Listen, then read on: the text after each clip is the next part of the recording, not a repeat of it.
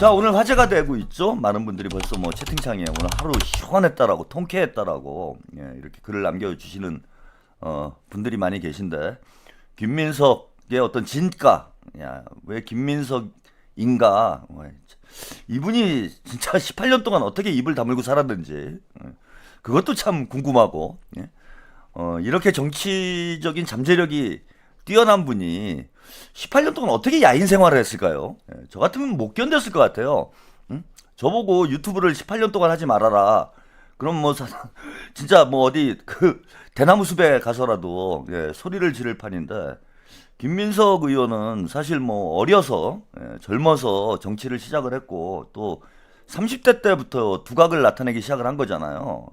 당대표 대통령 뭐 당대표 비서실장까지 하면서 뭐 민주당의 이제 차세대 주자로 주목을 받던 인물인데, 뭐 중간에 어려움을 좀 겪긴 했지만은 그래도 이런 능력을 가지고 있는 사람이 18년 동안 참는다? 야, 이것도 참 대단한 인내력이 아닌가, 이런 생각이 듭니다. 그래서 그 뭐 퇴수일기라고 김민석 의원이 책도 내기도 했는데, 18년 동안 퇴수를 하면서 정말 칼을 갈았구나.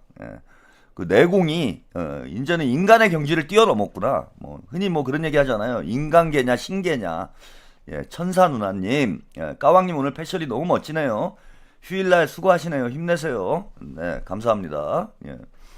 그래서 인간계를 뛰어넘는 그런 어떤 정치적 실력, 내공을 이제 쌓았다라는 걸, 그 본인이 가지고 있는 잠재력을 이번 당대표 선거를 통해서 한 번에 이제 폭발시키는 저는 그런 상황이 되지 않겠나 이렇게 봅니다. 너무 뭐 막힘이 없고 모든 질문에 대해서 완벽한 답을 주고, 또 이게 뭐 오랫동안 이제 생방송으로 그것도 일문일답이니까 뭐 거의 기자회견 수준의 이런 방송을 하고, 또 유튜버 분들은 기자들하고는 좀 달리 훈련된 분들은 아니잖아요. 그래서 질문이 조금 뭐 난처하기도 하고 정제되지 않은 이제 질문들이 뭐 쏟아져 나와가지고 저는 이제 보면서 약간 불안불안하기도 한 이런 상황인데, 이게 유튜버들이 좀 이 돌출적인 사람들이 많아요. 그 여러분들이 이제 유튜브 방송을 보시는 거하고 실제 유튜버들을 여러분들이 현장에서 만나본 적이 없기 때문에, 그 30여 분의 유튜버들 제가 뭐 대부분은 한 번쯤은 이제 얼굴을 본 분들인데, 이분들이 이제 대단히 돌출적인 이런 행동들을 하는 뭐 이런 분들, 또 중간에 약간 돌출적인 상황도 있었죠. 뭐 그건 뭐 방송 진행과 관련된 문제는 아니었지만 한 분이 또 뭐 쓰러져 가지고 방송이 잠깐 중단되는 이런 상황도 보여지긴 했는데, 이게 사전에 뭐 질문을 준비한 것도 아니고 이 유튜버들이 훈련이 안 된 분들이라 참 난처하고 이해하기 힘든 이런 질문을 하는 경우도 있었는데, 뭐 단 하나도 전혀 막힘없고 당황하는 것 없이 와, 이걸 풀어나가는데, 야, 김민석이 김민석 했다 한마디로. 저는 뭐 오랫동안 사실은 김민석 의원을 당대표로 밀고 있었던 사람이기 때문에 누구보다도 김민석 의원을 예의주시 해왔는데, 김민석이 진짜 김민석 했구나, 뭐 이렇게 딱 평가가 되는 것 같아요. 게다가 이제 오늘 시작부터 이제 강력하게 치고 나갔죠. 여러분들이 아주 시작부터 기선제압을 하는 이런 기술도 좋은 것 같아요. 제가 볼 때는 김민석 의원이 뭐 단지 말을 잘하고 그 뭐 머리가 좋고 뭐 이런 차원에서 끝나는 게 아니라 전략도 잘 세운다. 그래서 시작부터 유튜버들이 이제 질문할 수 있는 것 중에 가장 예민한 질문들이 이건 분명히 나올 거라고 저는 예상을 했는데, 먼저 정리를 하고 시작을 해버렸어요. 복잡하고 난해한 문제를 먼저 정리를 하고 시작을 해버리니까 이상한 질문이 안 나오게 되는 거죠. 그래서 초반에 그냥 시작부터 깔끔하게 정리를 하고 들어가 버리니까 그 백문백답이 난장판이 되는 거를 최소화할 수 있는, 또 이런 것도 백문백답을 준비한 이런 전략, 이것도 좀 탁월하지 않았나 그런 생각이 듭니다. 그래서 오늘 뭐 명장면들이 너무 많아가지고요. 제가 한 장면 한 장면 다 소개를 해드리면서 또 평가, 그죠? 이거 뭐 평론을 또 지금 진행을 좀 해보도록 하겠습니다.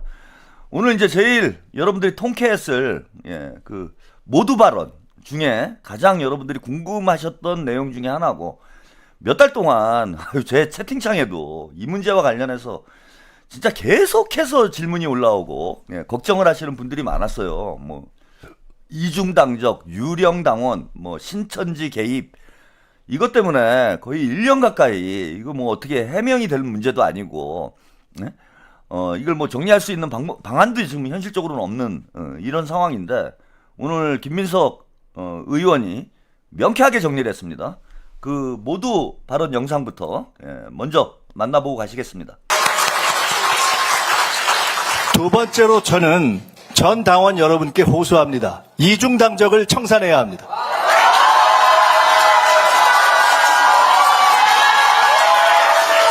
이중당적은 도의적으로도 법적으로도 정치적으로도 옳지 않은 것입니다. 내가 혹 두 개의 정당에 대한 애정이 있다면 그 중에 더 애정하는 정당으로 선택해서 그 당의 당원이 되는 것이 옳습니다. 그렇게 해야 정당 정치상에 있어서도 서로 다른 두 정당이 혹은 연대, 혹은 단일화, 혹은 합당 등을 할 때 정당한 정치적 의사가 반영되기 때문에 이것이 민주정치적으로 보아서 맞다, 저는 이렇게 확신합니다. 세 번째로는 이것은 이중당적을 금하고 있는 정당법의 취지상으로도 맞다. 따라서 이것은 법의 손을 빌기 전에 양식 있는 민주주의자로서의 적어도 민주당의 당원이라면 이중당적 문제를 스스로 이번 전당대회 기간 안에 정리하는 것이 낫기 때문에 이중당적 청산운동을 벌일 것을 또 한 번 부탁드립니다.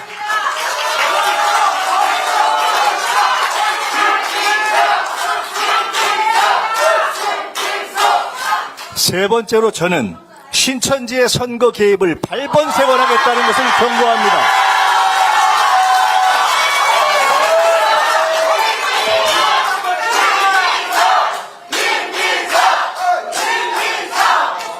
지난 대선 경선 당시 경선 결과를 통해서 이미 우리는 대선의 막바지에 이재명 대통령 후보가 후보로 되는 과정에서 이게 뭐지? 하는 이상한 과정을 지켜본 적이 있습니다.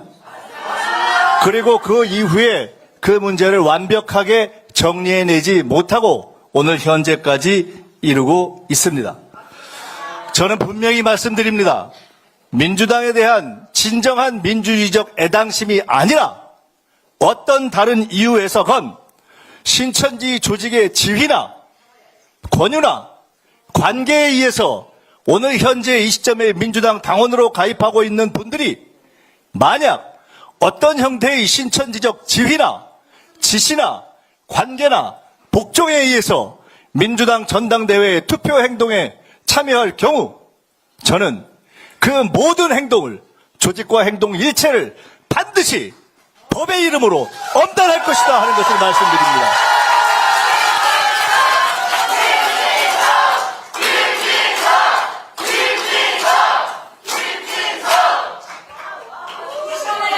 민주당의 힘을 그리고 저의 집념을 무시하지 않기 바랍니다. 저는 이미 모두가 부정하던 계엄을 경고하고 그리고 예방하는 데 일정하게 기여했던 사람입니다. 지난 총선 때에는 상황 실정을 맡아서 국정원의 과거 관여된 분들에 의한 총선 개입을 미리 예고하고 경고하고 막아내는 일을 했던 경험이 있습니다. 신천지가 어떠한 비밀 조직과 행태를 가지고 있든지 간에 혹시 신천지가 스스로의 종교 활동 외에 어떤 형태로든 정치적 의도를 가지고 민주당의 전당대회에 개입해서 지시하거나 권유하거나 또는 투표하거나 조사에 대기하는 행태를 취할 경우에 그 모든 분들을 반드시 법의 입으로 심판하도록 끝까지 제가 당대표가 된 이후에도 이 문제를 끝까지 해결하겠다는 점을 분명히 약속합니다.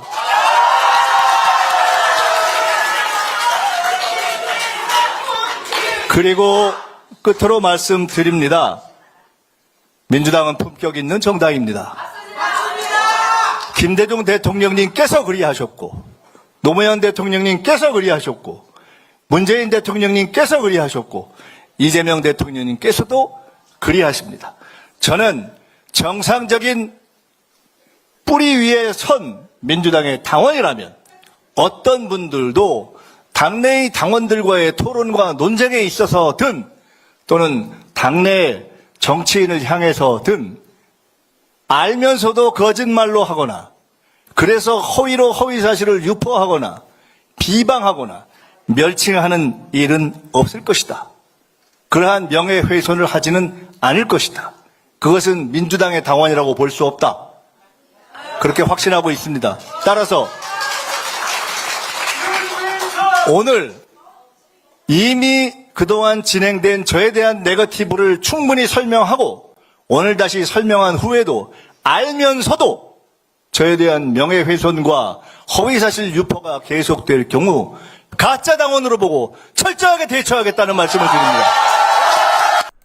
네, 여기까지 김민석 의원의 이제 모두 발언을 함께 보였습니다. 뭐 다 보셨겠지만은 뭐 이거 뭐 명장면이죠. 보면 볼수록 더 시원하고 더 통쾌한 뭐 그런 내용이고 그동안 이제 우리 많은 민주당 당원들이 걱정하고 있었던 문제들 이것을 오늘 하루에 명쾌하게 명확하게 정리를 해줬습니다. 예. 그 뭐 제가 누차 드리는 말씀이지만은 그 김민석 의원에 대해서 많은 분들이 오해하고 있는 게 그냥 뭐 젠틀맨이다, 점잖다, 뭐 너무 좀 얌전한 거 아니냐, 뭐 이런 오해를 하고 있으신 분들이 많아요. 근데 저는 이제 그렇게 평가를 했잖아요. 김민석은 자객이다. 예, 송영길은 이제 검객이라면 김민석은 자객이다. 뭐 검객은 이제 시끄럽게 싸우는 거죠. 예, 막 물병 집어던지고 막 송영길 의원 같은 경우엔 그러다 보니까 이제 많은 분들이 와 송영길 세다 시원하다 뭐 마동석 같은 뭐 그런 이제 좀 느낌이 있어서 송영길 의원을 이제 좋아하시는 분들이 많은데 김민석은 뭐 그에 비해서 이게 너무 카리스마가 약한 거 아니냐. 예, 뭐 이렇게 평가하시는 분들이 많았어요. 근데 저는 그렇지 않다. 예, 조용히 보낸다. 그리고 한 칼이 있는 사람이다. 검을 못 쓰는 게 아니다. 검을 필요할 때 한 방에 그냥 보내는 이런 검을 쓰시는 분이다. 그래서 여러분들이 김민석의 부드러운 카리스마에 대해서 이거 오해를 하시면 안 된다. 이런 말씀을 이제 드렸는데 오늘 이제 백문백답을 통해서 김민석의 이제 그 진가라고나 할까요? 예, 본색을 여러분들이 영웅 본색을 보신 거죠. 예? 영웅 본색을 김민석의 본색을 민석 본색을 보셨다.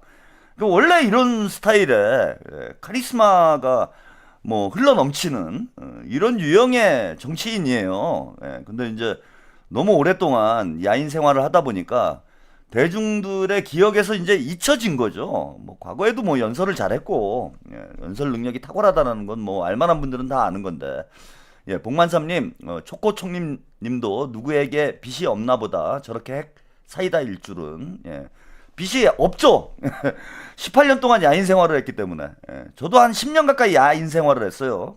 그래서 뭐 빚이 없어가지고 거의 뭐 미친놈처럼 방송을 하고 있는데 인간관계 이제 다 끊어지고 본격적으로 저는 이제 막 칼을 휘두를 수 있는 그런 상황이 지금 되어 있습니다. 김민석 의원도 마찬가지죠. 어떤 뭐 계파의 신세를 진 것도 없고 누구에게 뭐 그 낙점을 받아가지고 자기의 능력 밖에 뭐 그런 역할을 뭐 했던 적도 없고 오롯이 자신의 힘으로 물론 뭐 정치에 처음 입문했을 때는 김대중 전 대통령의 도움을 많이 받으면서 황태자로 성장을 했지만은 그 뒤로는 그냥 말 그대로 뭐 폐쇄자 된 거잖아요.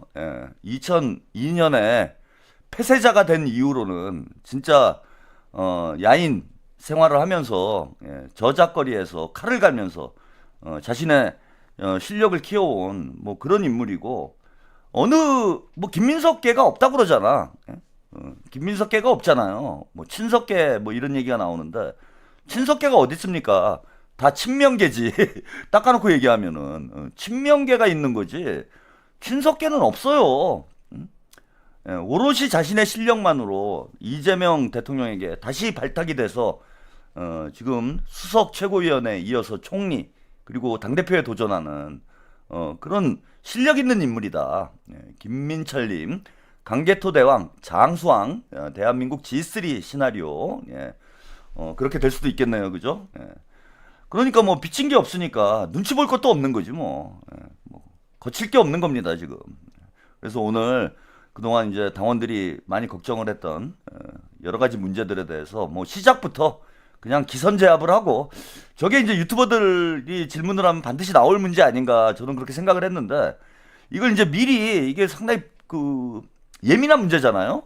쉽게 꺼내기가 어려운 이런 문제인데 이걸 미리 딱 매듭을 짓고 백문백답을 시작을 하니까 백문백답이 더 깊이 있고 이제 순조롭게 진행될 수밖에 없는 그런 상황이 됐습니다. 몇 가지 얘기를 했는데 그 여기 방송 그 영상 보여드리는 데는 이제 소개가 안 됐지만은 1인 1표제를 완성하기 위해서 100% 투표를 하자 이번에. 그 최대한 많은 당원들이 투표를 해야 돼요. 그래야 그게 다 연관이 돼 있는 거예요. 뒤에 이제 이중당정 문제라든지 그 다음에 신천지 문제 언급을 하기 전에 김민석 의원이 100% 투표 운동을 하겠다 이런 말을 했는데 이게 왜 연관이 돼 있냐면은 당원들이 120만 명인데 이 120만 명의 당원들이 모두 투표를 하면은 설령 외부 세력 여기 뭐 이중 당적자들은 이제 조국혁신당 당원들을 얘기하는 거겠죠. 근데 뭐 조국혁신당 당원들이 한 10만 명 정도 된다고 하는데 이 당원들이 대부분 민주당의 이중 당적을 가지고 있습니다. 그리고 조국당의 미래를 위해서 정청래에게 투표를 할 수밖에 없죠. 뭐 조국이 지금 이미 망가진 상황이고 김민석 의원이나 또 송영길 의원 같은 경우엔 합당에 대해서 뭐 오늘 합당 문제와 관련해서 김민석 의원이 의견을 밝히기도 했지만은 합당에 대해서 부정적인 인식을 가지고 있어요. 그래서 유일하게 합당을 적극적으로 추진하겠다라고 얘기하고 있는 사람은 정청래밖에 없습니다. 그리고 조국이 오늘도 뭐 그 뭐 리셋는가요? 또 별명이 생겼더라고. 조야호? 리셋느 야호라는 뭐 저는 뭐 처음 들어봤는데 그런 뭐 유행어가 있는 모양이에요. 그래서 뭐 사과문도 아니고 변명문도 아니고 뭐 이상한 글을 썼는데 그 아무튼 사과를 하면서 본인이 끝에다가 뭐 리셋느 야호 하면서 또 귀여운 척을 하고 앉아 있더라고. 그러니까 조직이 인증을 하는 거예요, 그런 게. 사과를 하려면 좀 진지하게 끝까지 무게감 있게 이렇게 사과를 해야지. 그 뒤에 야호가 뭡니까? 야호 하나로 다 끝나는 거죠. 그래서 오늘 보니까 이제 별명이 하나 더 늘어나가지고 조야호가 됐어요, 조야호. 그 이런 상태에 있는 사람이 조국당이 이런 상태에 있는 사람이 사실 간판 스타인데 이게 총선에서 살아남겠습니까? 뭐 한번 제가 말씀을 드렸지만은 송영길 의원이 그 교섭단체 만들어 줄 테니까 니들은 니 살 길 찾아라 뭐 이렇게 얘기를 했잖아요. 그 장르만 여의도에 출연을 해가지고 여우빈님 말씀대로 65대 35 응원합니다. 네, 감사합니다. 그래서 니네 교섭단체 만들어 줄 테니까 스스로 살아남아라 이런 얘기를 했는데 이게 참 뭐 그 약 올리는 것도 아니고 어떻게 보면 그 송영길 의원도 좀 짓궂은 데가 있습니다. 약 올리는 거라는 게 뭐냐 하면은 다음 총선에서 조국당이 10석 이상을 얻을 가능성이 없어요. 전 제로라고 봅니다. 10석은커녕 국민의힘 제로를 하다가 조국당이 조국이 국민의힘 제로를 한다고 그랬잖아요. 그러더니 지난 보궐선거 때는 민주당 제로를 했죠. 민주당 제로를 했는데 이제 제로 시리즈가 하나 남았어요. 다음 총선에는 조국당 제로야. 그거밖에 안 남았잖아 지금. 응? 국민의힘 제로 한 번 했고 그 다음에 민주당 제로 한 번 했고 그 다음에 남은 거는 조국당 제로밖에 없잖아. 다음 총선에선 조국당 제로예요 제가 볼 때는. 그러니 뭐 교섭단체를 만들어 줘봐야 의미가 없는 거지. 제로가 되는데 절대로 뭐 하늘이 두 쪽이 나도 제가 볼 때는 10석 이상 나올 가능성이 전혀 없습니다. 그러니까 이제 송영길 의원이 그 겉으로 볼 때는 잘 모르시는 분들은 야 이거 왜 조국당을 교섭단체를 만들어 주냐 그러면서 뭐 못마땅해 하게 생각하시는 분들도 있는데 그게 조국당을 교섭단체로 만들어준다는 게 아니고 그냥 약 올리는 거예요. 어? 약 올리는 거야, 약 올리는 거. 송영길이 가지고 노는 거지. 그 다음은 조국당 제로입니다. 제가 볼 때는. 그래서 지금 조국이 살아남는 길은 딱 하나밖에 없어요. 살아남는 길이 뭐냐 하면은 합당하는 거 외에는 방법이 없는 거지. 안 그래도 지금 모질이로 찍혀가지고, 조질이로 찍혀가지고, 예, 지금 뭐 회생 가능성이 전혀 없는데, 그나마 이제 뭐 민주당에 들어오면은 탈레반들을 등에 업고, 다음에 이제 공천을 받아가지고, 예, 국회에 들어가서 또 대권 도전을 하겠다. 뭐 이런저런 그림을 그리고 있을 거라고 봅니다. 그러니까, 합당을 하려면 정청래가 당대표가 되는 수밖에 없어요. 그렇잖아. 정청래가 당대표가 되는 것 외에는 조국이 살아남을 길이 없다. 그럼 당연히 조국혁신당 이중 당적자들은 이번에 정청래한테 몰표를 주겠지. 그게 한 10만 가까이 되는 거예요. 10만 가까이. 한 10만 표 정도가 이미 대기 중인 거지. 이중 당적자 10만 표. 이게 있을 것이고, 그 다음에 이제 신천지 표가 있을 거예요. 신천지는 뭐 사이즈가 어느 정도 되는지는 모르겠는데, 뭐 넉넉 잡고 한 20만 표? 신천지 표가 한 20만 표 있을 거 아니야. 그 다음에 이제 털레반 표가 있을 거고. 그래서 정청래는 제가 볼 때는 30%는 먹고 들어가는 선거다. 예, 제가 뭐 통칭 털레반 30%라고 얘기하는데, 그 털레반에는 조국당 뭐 10만 명, 신천지 뭐 20만 명, 그 다음에 원래 이제 저지능 고관여자들, 딴지, 저지능 고관여자들 한 20만 명, 뭐 이래가지고 한 50만 표 정도는 정청래가 가지고 있을 거예요, 아마. 그럼 이걸 깨는 방법은 뭐냐? 지금 이중당적자들을 색출해낼 방법이 없어요. 김민석 후보는 좀 강하게 이중당적자 청산운동을 하자 이렇게 얘기를 했지만은, 아니 그거를 뭐 법적으로 어떻게 할 수 있는 당원 명부를 넘겨가지고 뭐 검증을 받아야 되는데 그럴 방법이 현실적으로 없고, 라울 캠벨과 라울님, 조지리는 인정하기 싫지만 스스로 자기가 조지리인 걸 인지나 할까요? 아니 그걸 모지리가 본인이 모지리인 걸 알면 모지리 짓을 하겠습니까? 예, 모르니까 하는 거지. 아니 바보가 저 바보예요. 그럼 더 이상 바보가 아닌 거야 그거는. 그죠? 바보가 자신이 바보라는 걸 아는 순간 더 이상 바보가 아닌 거예요. 왜냐하면 바보 짓을 안 할 그 가능성이 생기기 때문에. 그것과 마찬가지로 조국이 본인이 모질이라는 걸 알면은 이미 그건 더 이상 모질이가 아닌 거야. 왜? 내가 모질이라는 걸 알기 때문에 모질이 짓을 하지 말아야지 라고 의식을 하게 되잖아요. 그러면 이제 모질이 짓이 줄어들 수밖에 없죠. 그래서 이제 모질이 탈출이 되는 겁니다. 근데 지금 보면은 그걸 모르니까 야호를 하는 거 아니에요. 그걸 모르니까 자꾸 야호를 하는 거 아니야. 그래서 조국은 제가 볼 때는 본인이 조질이라는 걸 전혀 모르고 있다. 이게 조질이는 여러분 두 가지 의미가 있어요. 이게 이제 중의적 표현이에요. 조질이가. 첫 번째는 이제 조국 플러스 모질이 해가지고 이제 조질이가 있고, 그 다음에 이제 우리가 뭐 일이 잘 안 되면 조졌다 이러잖아. 그래서 조국이 손대면 다 조진다. 그런 차원에서 이제 조질이라는 이런 의미가 있습니다. 그죠? 두 가지 의미가 있어요. 어디가 모자라서 조질이다. 이런 의미와 손만 대면 다 조진다. 그래서 조질인 겁니다. 그러니까 이걸 몰라요 본인이. 자기가 손을 안 대면 되는데 가만히 있으면 아무 일도 벌어지지 않는데 가만히 있지를 못해. 그래서 계속 모질이 짓을 하고 조지고 뭐 이러고 있는 거예요. 평생 저건 안 바뀐다고 봅니다. 저는 그 우리가 흔히 불혹이라고 그러잖아요. 불혹이라는 나이가 40대를 불혹이라고 그러죠. 불혹이 이제 흔들리면 안 되는 나이다. 뭐 공자님께서 그런 얘기를 하신 거잖아요. 40대가 불혹이고 50대면은 이제 지천명이다. 하늘의 뜻을 안다. 뭐 이런 이제 그 말씀을 우리 공자 선생님께서 해주셨는데, 제가 이제 살아보니까 40대가 되면은 안 흔들리는 게 아니고요, 못 흔들려요. 40대가 되면은 뇌가 굳기 시작해가지고 사람이 흔들리질 않아. 그냥 살던 대로 사는 거예요. 그냥 가는 거야. 40대 이상이 되면은. 그래서 40대 이상이 돼가지고 변하는 사람을 보기가 대단히 드뭅니다. 40대 이상의 뭐 생각이 변한다든지, 무슨 삶의 태도가 변한다든지, 뭐가 변하는 사람이 없어요. 그래서 저는 이제 40대 이상이 되면은 그냥 포기를 합니다. 40대 이상의 사람을 제가 뭐 설득을 하거나 이 사람을 뭐 변화를 시키려고 한다거나 이런 노력 자체를 하지 않아요. 그거는 우리 인간이 생물학적으로 그렇게 설계가 돼 있어.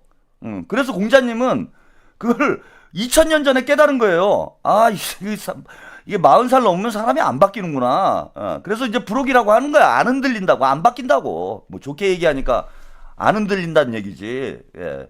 그죠? 예. 뭡니까? 나쁘게 얘기하면 안 바뀐다는 얘기입니다. 그런데 뭐 지금 조국이 60이 됐는데 바뀌긴 뭐가 바뀝니까? 저렇게 살다 죽는 거예요. 그리고 본인이 뭐가 잘못됐는지도 몰라. 예, 그냥 저렇게 살다 죽게 놔두면 되는 거야, 우리는. 관심 끄면 되는 거죠. 신경 안 써도 됩니다. 자, 그래서, 예, 이중당적자 문제나 신천지 문제, 이걸 뛰어넘는 현실적 방법이 뭐냐. 뭐 이중당적 청산 운동을 한다고 해서 걔네들이, 조국당 애들이, 아, 죄송합니다. 제가 이제 조국당으로 가겠습니다. 뭐 그렇게 하겠습니까? 예, 복만삼님, 초코총리님이 오늘 신천지 운을 뗀 건 미리 약을 치는 거라고 보는데 이 정도 알면 지천명 린정? 예. 이 정도면 뭐 1000명을 좀 아시는 거죠, 그래도. 예. 그래서 이중당적자 문제 이거 뭐 해결되기가 어려워요.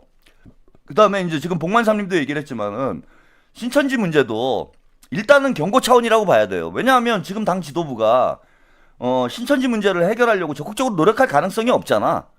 예? 그래서 김민석 총리가 신천지가 움직이지 못하도록 뭐 안 그래도 지금 뭐 이만희가 구속돼 있는 뭐 한학자 이만희가 구속돼 있는 상황이잖아요. 그래서 신천지 이 어떤 컨트롤 타워가 지금은 이제 붕괴돼 있는 이런 상황이기 때문에 예전보다는 좀 일사불란하게 움직이기가 힘들다. 그래서 미리 확실히 못을 박아 놓으면은 지들도 어쨌건 조심스러워질 수밖에 없죠. 그리고 이 선거 개입을 지금 지휘할 그 결정할 결정권자가 없는 상태이기 때문에 사령탑이 없는 상태이기 때문에 김민석 의원이 강하게 얘기를 하고 또 엄격하게 끝까지 뭐 김민석과 민주당을 뭐 쉽게 보지 말아라 뭐 이런 표현이 있었죠. 우습게 보지 마라. 내가 가만히 안 있는다. 불법 계엄을 미리 예측하고 이걸 막아낸 인물이 김민석 의원 아닙니까? 니들이 나를 우습게 보고 선거에 개입했다가는 가만 놔두지 않겠다. 끝까지 추적해서 이재명 정부와 민주당이 끝까지 추적해가지고 뭐 안 그래도 지금 신천지는 때려잡아야 되는 상황이고 지금 뭐 신천지와 정청래가 좀 연관이 있는 거 아니냐라는 여러 가지 이제 썰들이 나오고 있는데 얘네들이 이제 꼼짝만 하면 증거만 잡히면은 이거는 바로 그죠? 법적인 어떤 책임을 물어야 되는 저는 그런 상황이 되리라고 봅니다. 그래서 신천지에 이번에 명확하게 또 경고를 한 것도 이번 당대표 선거가 외부 세력의 개입 없이 공정하게 진행될 수 있도록 김민석 의원이 좀 미리 못을 박는 선제 공격을 하는 저는 그런 의미가 있지 않겠나. 그러면은 사실 뭐 다 막을 수는 없죠. 이중당적자들을 다 색출할 수도 없고 당대표 선거 전까지 신천지의 개입을 완전히 막을 수는 없겠지만은 일단 위축되는 효과가 나타나는 거예요. 김민석 의원이 계속 경고를 하게 되면 위축되는 효과가 나타나게 된다. 그러면 아무래도 조심스러워지고 몇 표라도 줄어들게 됩니다. 그런데 더 중요한 건 무엇이냐? 이런 이중당적자 조국당이나 신천지의 개입을 막을 수 있는 가장 좋은 방법은 우리 당원들이 최대한 많이 투표하는 것밖에 없는 거예요. 그죠? 아까 50만 표 정도를 정청래가 확보한 상황 아니냐 이렇게 말씀을 드렸는데 투표율이 높아지면 높아질수록 신천지나 이중당적자의 그 비중이 영향력이 약화될 수밖에 없는 거잖아요. 그래서 우리 당원들이 해야 될 일은 뭐냐? 신천지 걱정하고 신천지 색출하고 이중당적자 색출하고 뭐 이것도 중요하지만 지금 가장 중요한 건 민주당의 외부 세력이 개입을 해갖고 민주당 당내 정치를 흔드는 이런 상황을 차단할 수 있는 가장 현실적인 방법은 100% 투표를 하는 겁니다. 이게 가장 현실적인 방법이에요. 그 100% 전당원이 투표를 해야 된다. 그래서 투표율을 최대한 높이게 되면 50만 표의 비중이 계속 줄어들 수밖에 없는 거 아닙니까? 계속 줄어들 수밖에 없잖아요. 크게 세 종류예요. 정청래가 가지고 있는 탈레반 표는 크게 세 종류로 보면 된다. 첫째, 이중당적자. 둘째, 신천지. 그 다음에 셋째, 그 다음에 여기 딴지. 요 세 종류야. 근데 이걸 아무리 박박 긁어도 제가 볼 때는 최대한 긁어봐야 이게 50만 표 이상이 되기는 어렵다라는 겁니다. 50만 표를 넘어가기 어려워요. 따라서 민주당의 투표율을, 당원들의 투표율을 계속 높이면, 그죠? 얼마든지 막을 수 있다. 그리고 김민석 의원이 저렇게 경고를 하고 있으니까, 이게 50만 표다 이건 아니에요, 여러분. 제가 뭐 대충 그냥 추산을 해보니까 50만 표다 이렇게 말씀을 드리는 거지. 진짜로 뭐 정청래 조직표가 50만 표라는 걸 제가 어떻게 알겠습니까? 근데 뭐 대략 그런 거 아니냐 이런 얘기예요. 그래서 또 이거 야 정청래 표가 50만 표다 이러고 다니시면 안 돼요. 제가 그냥 넉넉 잡고 말씀을 드리는 거예요. 넉넉 잡고. 넉넉 잡고 뭐 많으면 50만 표 될 수 있는 거 아니냐 뭐 이렇게 말씀을 드리는 거지. 이걸 아무도 숫자를 모르지 정확히. 조국혁신당 당원들이 모두 이중당적자다 이렇게 볼 수 있는 것도 아니고 신천지 표가 정확히 몇 표인지는 우리가 확인할 길이 없기 때문에 이것도 뭐 정확한 숫자는 아니고요. 그 다음에 뭐 딴지 게시판이 얼마나 될지도 모르잖아요. 근데 뭐 대략 그 정도 아니냐 뭐 넓게 잡으면은 최악의 상황을 고려해서 우리는 이제 대비를 해야 된다. 뭐 이렇게 말씀을 좀 드리는 거죠. 그래서 여러분들이 이게 뭐 마치 뭐 정청래가 50만 표를 가지고 출발을 한다. 이렇게 오해를 하시면 안 돼요. 그냥 예를 든 거야, 예를 제가. 그래서 최대한 투표율을 높이게 되면은 이 문제를 우리가 어느 정도 막아낼 수 있고, 그 다음에 중요한 거는 이제 김민석 의원이 당대표가 된 다음에, 그 다음에 해결을 해야 돼요. 그죠? 당대표가 돼서 새로운 지도부가 들어서야, 그래야 해결이 돼. 현재 지도부가 지금 뭐 당대표 선거 한 달도 안 남았는데, 한 달도 안 남았는데, 이거를 어떻게 무슨 수로 해결하겠습니까?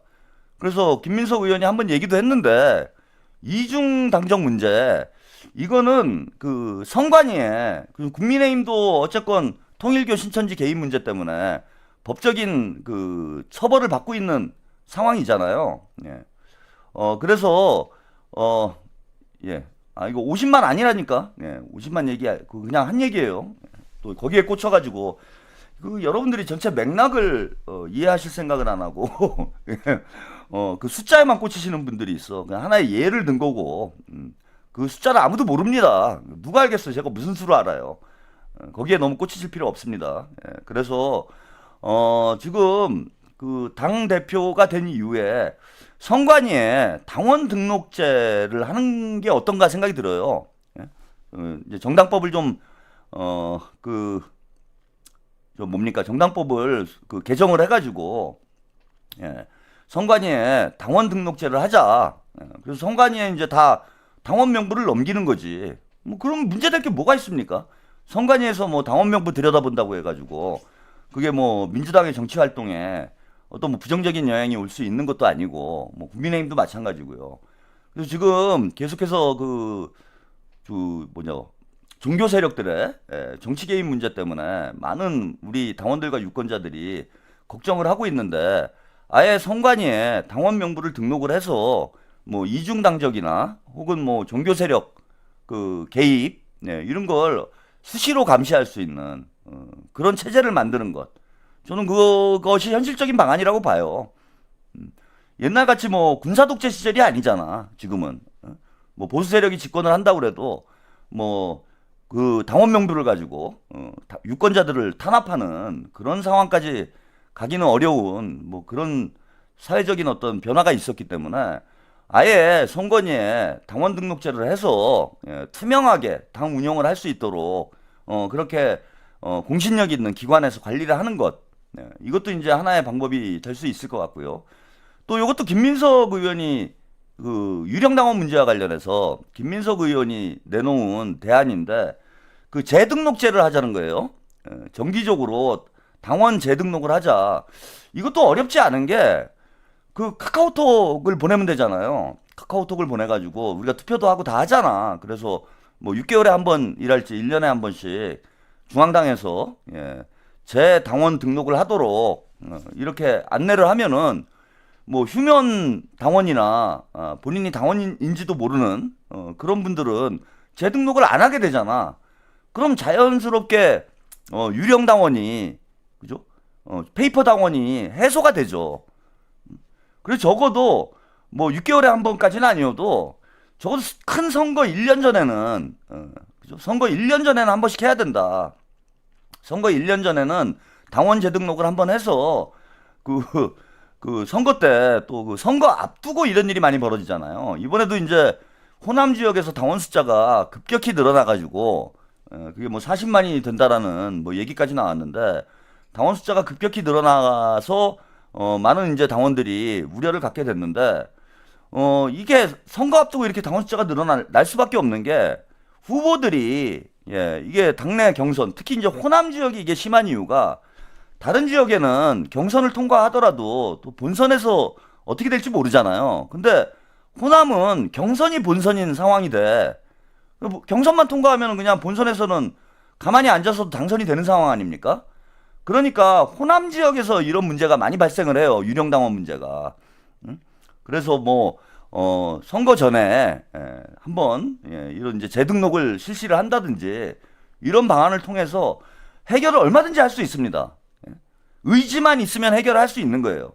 근데 이제 문제는 뭐냐면은 당내 이 특정 세력들이 자신들의 정치적 이익 때문에 이런 걸 안 하고 있어. 그 유령당원 많으면 뭐 합니까? 당원이 200만, 300만인데 그 중에 페이퍼 당원이 뭐 100만, 200만 돼. 그건 의미가 없는 거잖아. 중요한 거는 당비내는 120만 당원이 중요한 거잖아요. 그래서 당원들도 관리를 해야 되고 또 이게 1인 1표제의 전제가 돼야 돼요. 당 활동도 안 하는 사람들이 당원으로 이름을 올려놓고 선거 때 관여를 한다든지 당대표 선거, 당 내부 선거뿐만 아니라 공천 과정에 이제 개입을 할 수가 있게 되잖아. 1인 1표제가 듣기에는 뭐 당원 주권 민주주의처럼 보이기는 하는데 그게 외부 세력이 개입한다라는 그런 상황을 전제로 하면은 이게 오히려 민심과 당심을 왜곡하는 그런 제도가 될 수 있어요. 1인 1표제가.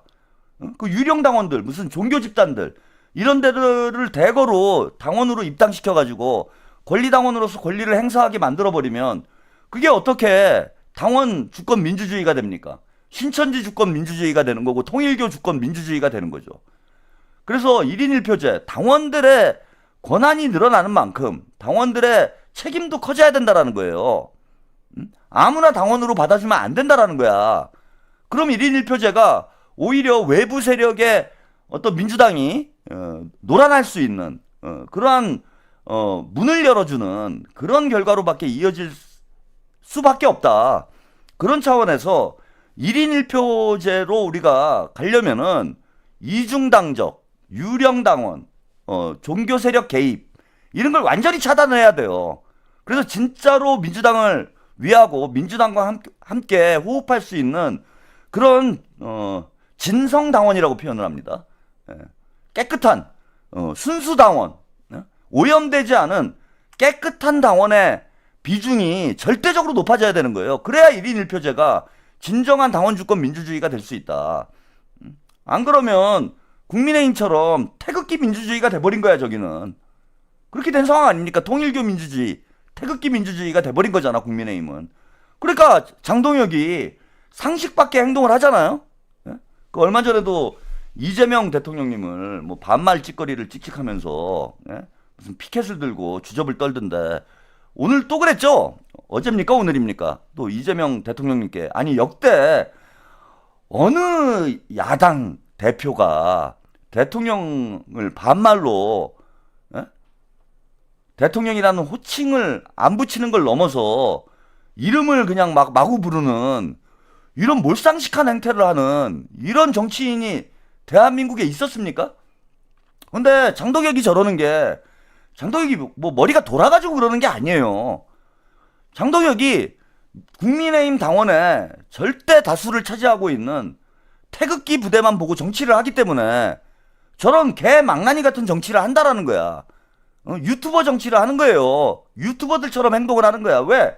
그러면은 그 태극기 부대가 막 환호하고 좋아하거든. 올림픽 공원 정치를 하는 거야. 그래서 장동혁이 어찌 보면은 여러분 볼 때 미친놈 같지만은 그 미친 게 아니에요, 걔가. 어? 대단히 그 영악한 놈인 거예요, 영악한 놈인 거야. 왜 영악한 놈이냐? 당원들의 50%, 국민의힘 당원이 한 50만 되는데, 50만 명 중에 여러분, 그 국민의힘 당대표 선거를 하면은, 투표율이 얼마나 됩니까? 한 50%, 60% 되는 거 아니에요, 투표율이. 그럼 당원이 50만 명인데, 그 중에 한 25만 명, 30만 명 정도가 투표를 하는 거예요. 25만 명, 30만 명 정도가 투표를 해. 그러면은, 한 15만 표? 15만 표만 있으면은 당대표가 되는 거야. 과반이 넘잖아, 그죠? 15만 표만 있으면 당대표도 되고, 대선 후보도 되는 거예요.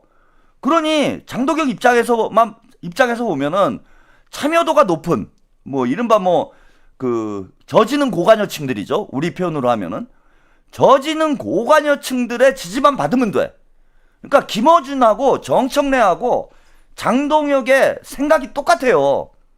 뭐가 똑같은 거냐면은 김어준이 뉴 이재명 유권자들이 뭐라고 욕을 하건 그걸 신경 쓸 필요가 없어요. 그죠?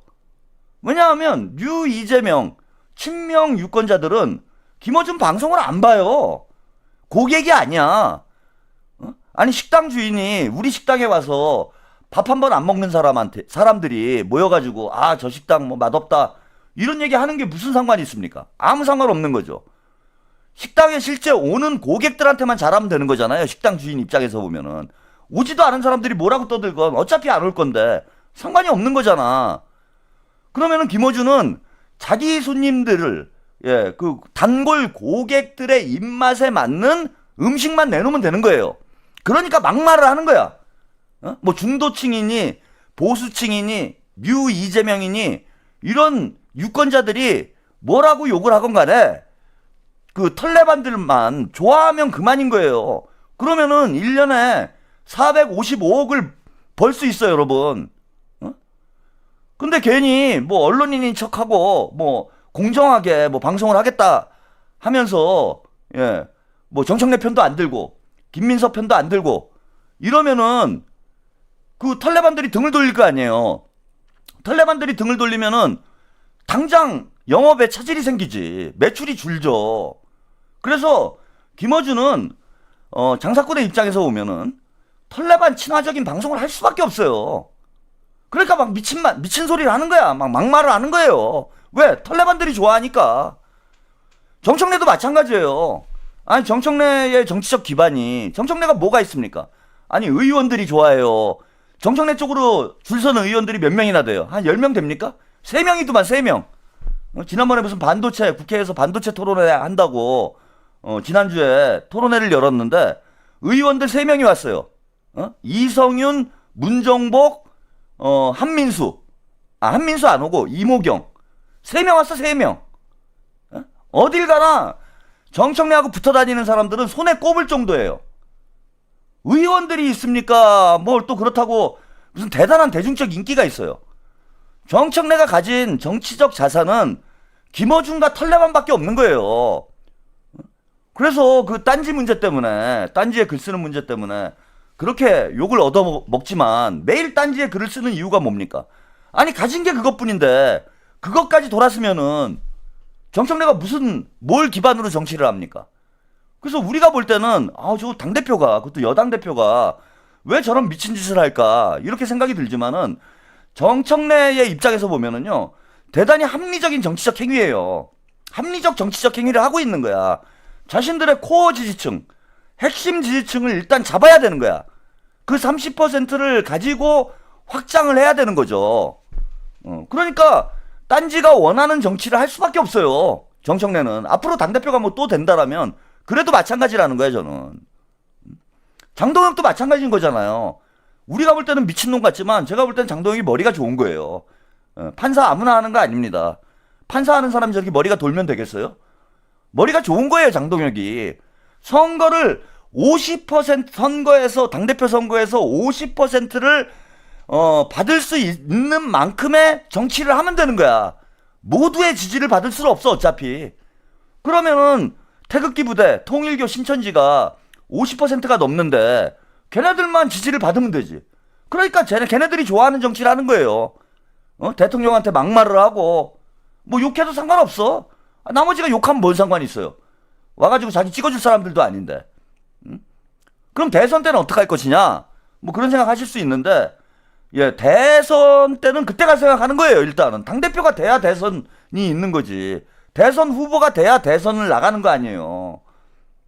정청래나 조국도 마찬가지예요, 여러분. 이게 복잡할 게 없어. 김어준이나 정청래 조국이 왜 저러는가.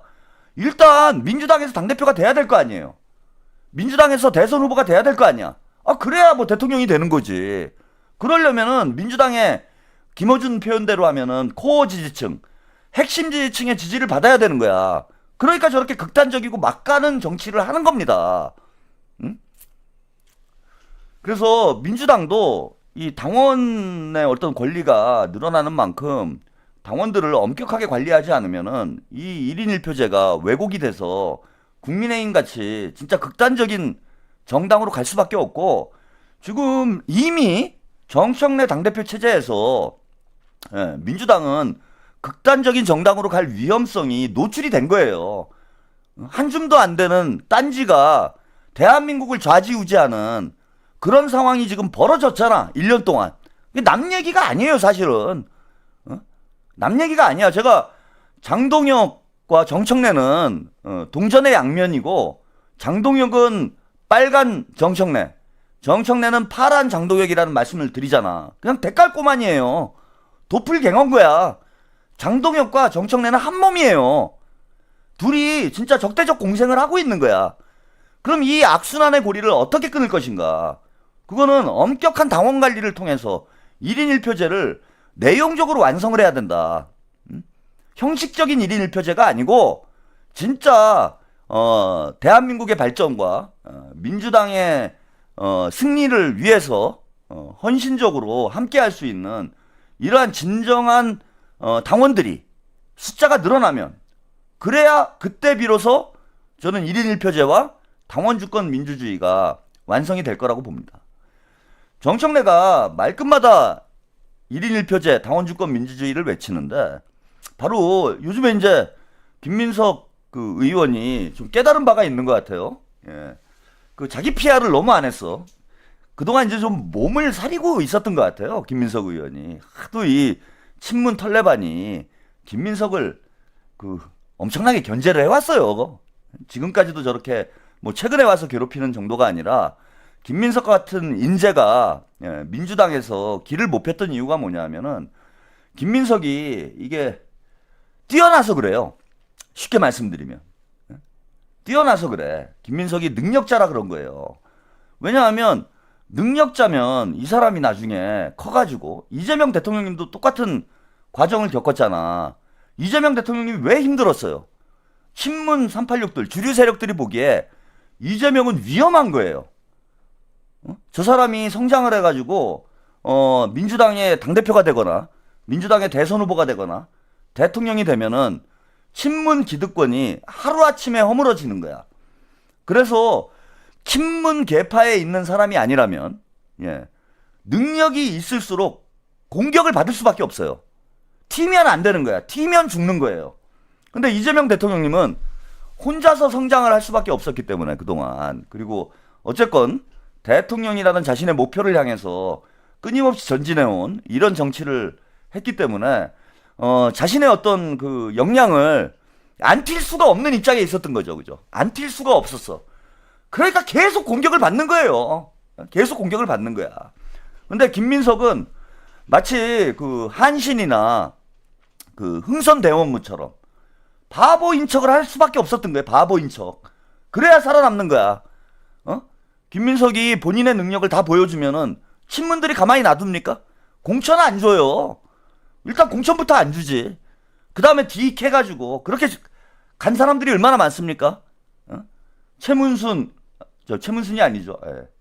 박원순, 뭐 안희정 등등 문재인의 혹은 친문 세력의 경쟁자라고 할 수 있는 정치인들 싹 다 털려가지고 작살이 났잖아. 이게 세 사람이 공통점이 있어요.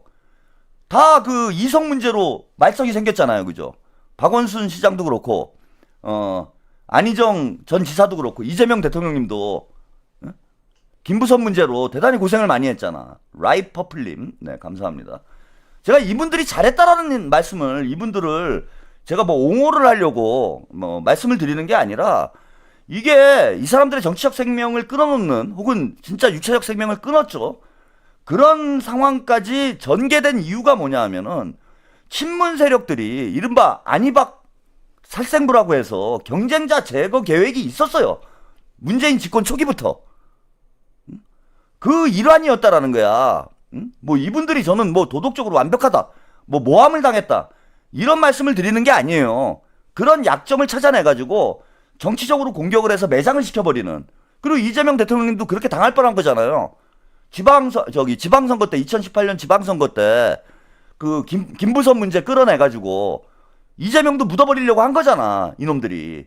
그거 안 되니까 또 나중에 대장동이 나온 거잖아요. 그래서 뭐 제가 박원순 전 시장이나 그 누굽니까, 안희정 전 도지사를 두둔하려고, 이분들은 아무 죄가 없는데 뭐 억울하게 당했다, 이런 말씀을 드리고 싶어서 이 이야기를 꺼내는 게 아니라, 친문 세력들은 언제나 그런 방식으로, 그죠? 정적을 제거를 해왔다는 거예요. 정적을 제거를 했어. 그래서 당의 권력을 유지를 해온 거죠. 뭐 최근에 보면은 김병기 의원 사례가 대표적이잖아요, 그죠? 김병기 의원이 그렇게 작업 당한 거잖아. 칼질 당한 거 아니에요, 김병기 의원도. 아니 그게 작업 당한 게 아니라면은 왜 기소가 안 돼? 왜 송치가 안 돼? 지금 몇 달이 지났어요, 지금. 작년 12월에 김병기 건 터졌잖아. 한두 개가 터진 것도 아니고 뭐 수십 개가 터졌어. 그런데 그 수십 개나 되는 혐의가 있는데 왜 아직까지 경찰에서 수사가 종료가 안 되냐고.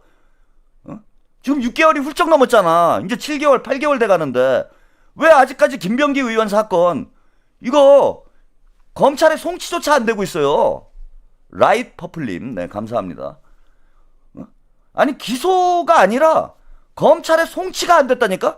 경찰 수사가 안 끝났어. 경찰 수사가 6개월 동안 뭉개고 있는 거예요, 이게 지금. 이게 이제 작업친 거 아니에요, 누가 봐도. 이런 게 지금 한두 번이 아니었던 거야, 그동안.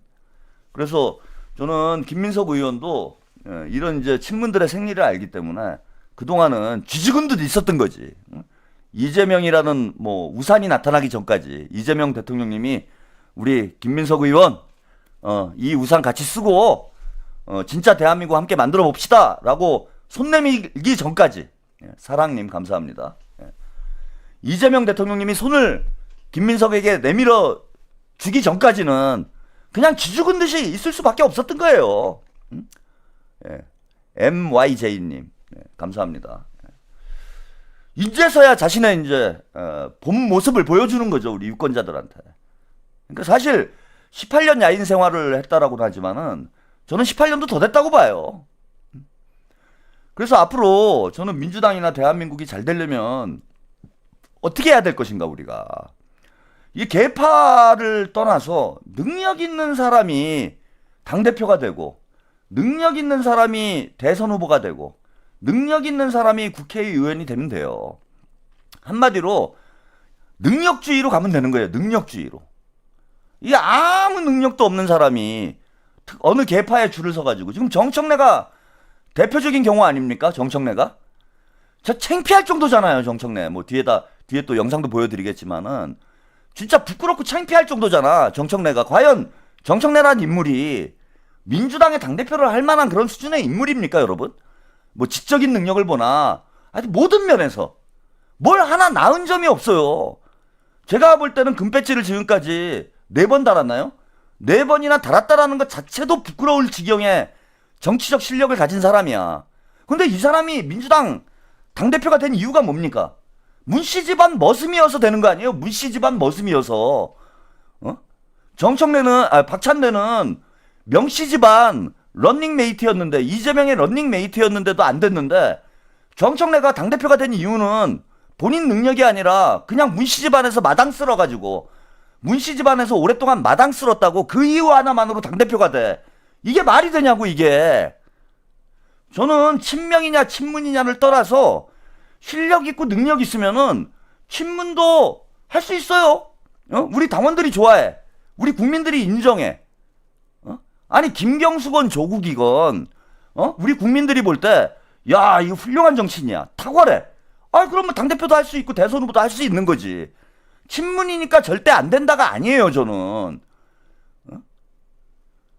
제가 말씀드리는 건 뭐냐면은 왜 능력이 없는데 특정 계파에 소속돼 있다라는 이유로 금배지를 달고 이 사람이 당대표가 되고 이 사람이 무슨 대선 후보가 되고 이게 말이 되냐는 얘기야.